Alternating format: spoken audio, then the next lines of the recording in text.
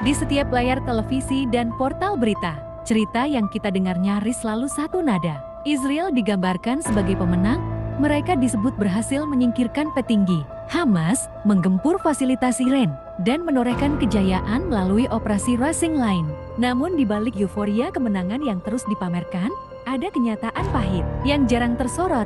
Israel sedang kalah dalam perang yang tak terlihat. Perang moral, ekonomi, dan kepercayaan. Harga yang dibayar sudah terlalu besar.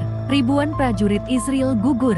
Tank Merkava yang dulu dilulukan kini terbengkalai di reruntuhan Gaza. Dan rakyatnya sendiri kehilangan keyakinan terhadap pemerintah. Puluhan sandera belum kembali memicu eksodos. Warga yang mulai meninggalkan tanah yang dulu mereka sebut rumah.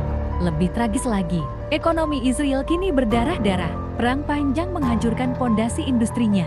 Sementara sekutu lamanya Amerika Serikat mulai goyah dalam dukungan. Pejabat di Washington sendiri mengakui Hamas tidak hancur, malah tumbuh lebih kuat, merekrut lebih banyak pejuang dari reruntuhan Gaza. Jadi ketika Israel mengklaim kemenangan, pertanyaan besarnya bukan siapa yang menang di medan perang, tapi siapa yang sebenarnya masih punya masa depan setelah perang ini berakhir. I've known you for many years before that, but this was 3 years of prime time, and we've done a lot. 2 tahun berlalu sejak operasi mendadak Hamas pada 7 Oktober, dan kini fakta yang tak bisa dibantah muncul ke permukaan. Israel menanggung kehilangan terbesar dalam sejarah militernya. Kementerian Pertahanan Israel merilis laporan mengejutkan.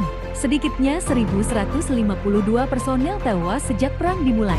Angka ini bukan hanya berasal dari militer reguler IDF, tetapi juga mencakup petugas kepolisian, anggota intelijen Sinbad, penjaga penjara hingga aparat keamanan lokal yang ikut terlibat dalam konflik tanpa akhir. Ini para korban gugur di berbagai front, dari pertempuran darat di Gaza, bentrokan di tepi barat, serangan lintas batas di Lebanon, hingga operasi keamanan di dalam negeri. Tragedi ini meninggalkan luka mendalam di masyarakat Israel.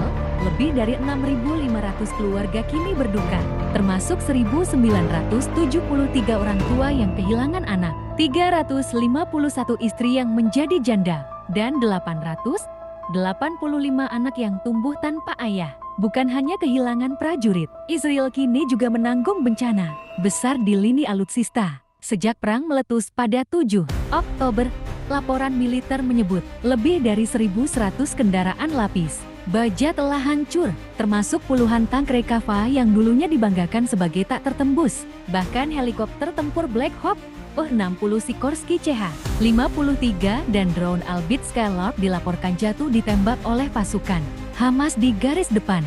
Allahu Akbar, Allahu Akbar. Kehancuran besar ini bukanlah kebetulan, melainkan hasil dari